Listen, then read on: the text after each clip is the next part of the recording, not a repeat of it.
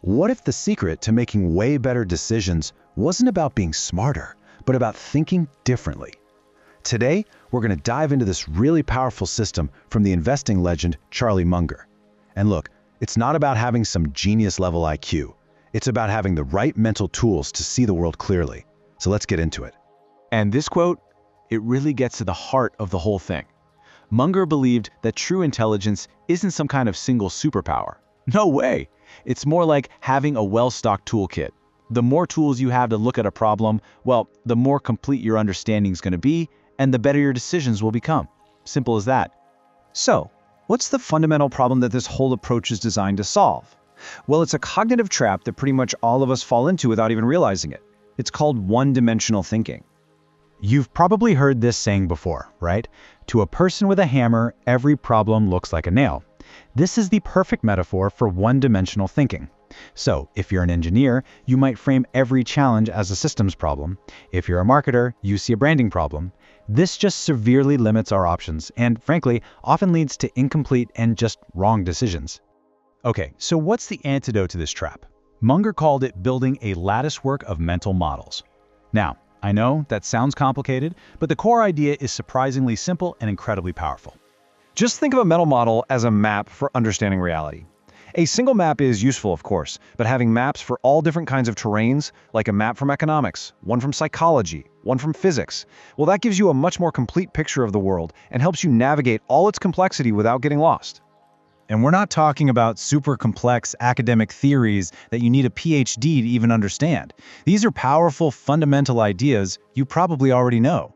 Things like simple cause and effect or supply and demand. The real trick isn't just knowing them. It's about learning to consciously pull them out of your toolkit and actually use them. And here is the absolutely crucial point. You don't just collect these models like stamps. The real magic happens when you start to weave them together. When you see how they overlap and interact and influence each other. That interconnected web of ideas, that's the latticework. So here's the difference in action. On one side, you've got a simple gut reaction, a single thought. But on the other, you've got a process. You're layering different mental models on top of each other. You're thinking about the incentives for everyone involved, the potential risks, your own blind spots, all to see the full picture. It's just a much deeper and, honestly, more reliable way to think. So, let's stock your toolkit. We'll start with two of Munger's most powerful and practical mental models that you can literally start using the second this explainer is over. We're all kind of wired to think forwards, aren't we? We set a goal, maybe a promotion, a successful project, a better relationship, and then we map out all the steps to get there. But what if that's actually the less effective path? And this is inversion. Instead of asking how to succeed, you ask, how could I totally mess this up? You identify all the potential pitfalls, all the stupid mistakes, all the paths to ruin, and then you just systematically avoid them. It's such a simple mental flip, but its power is absolutely immense. I mean, think about this in real life. To build a strong relationship, you can start by defining what would absolutely destroy it, things like dishonesty or disrespect, and then you just make a conscious, daily effort to avoid those behaviors. The same thing applies to your finances.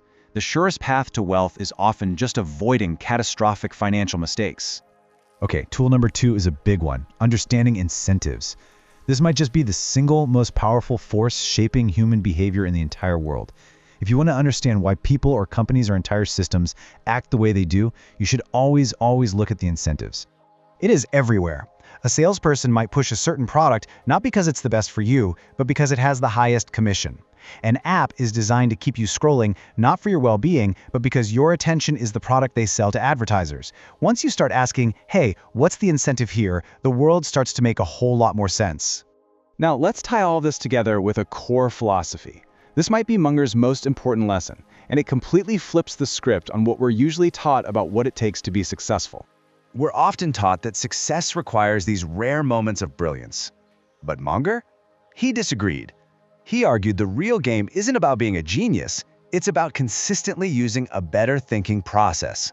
It's all about how you think, not just how smart you are. Just think about how powerful that is.